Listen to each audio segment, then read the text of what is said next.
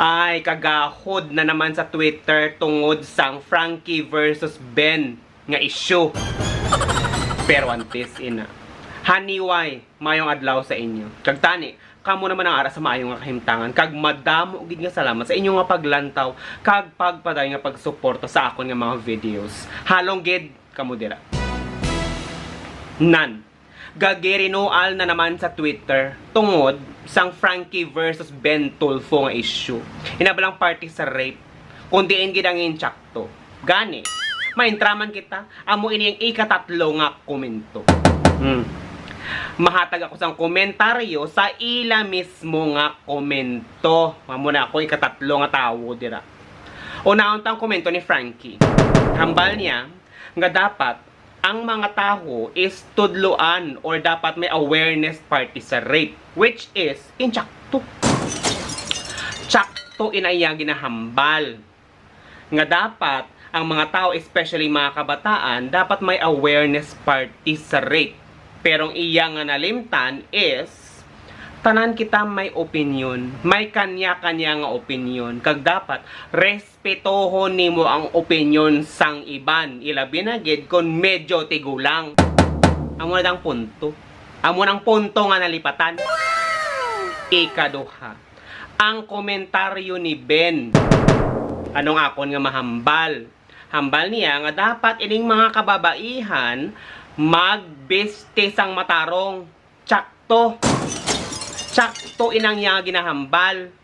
Inabalang maayo nga pamisti, maayo nga pagsinarayo. Hindi ka daw pwede ka bastuson kung ikaw nagalabay-labay sa dalanon. Amo nang iya nga punto. Hindi iya nga daw nagapante ka na lang takang nagabra ka nagalakad-lakad hayunan sa tunga sang dalan. Hindi man na pwede. O kon lipot-lipot na emotions tapos nag-intra ka to sa ilimnan. Gani ang akon nga komentaryo. Amo ni ikatatlo nga komentaryo ang akon komento. Ang ginhambal ni Frankie, tsakto. Ang ginhambal ni Ben, tsakto. Di what if i-combine na sila nga duwa? No?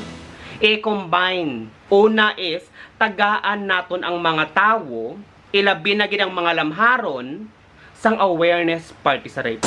Tapos, ibutang ang komentaryo ni Ben, nga dapat ining mga babae, mamistis sang matarong para hindi pagbastuson.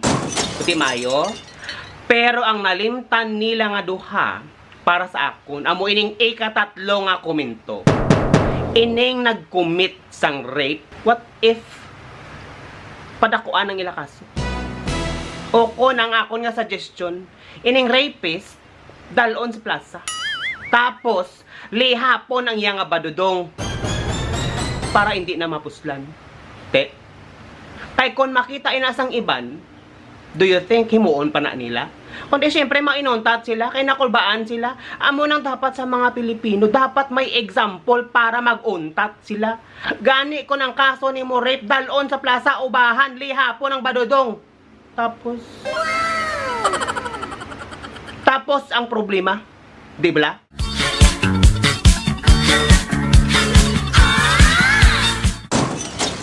Simple lang na. Walay badodong, walay rape.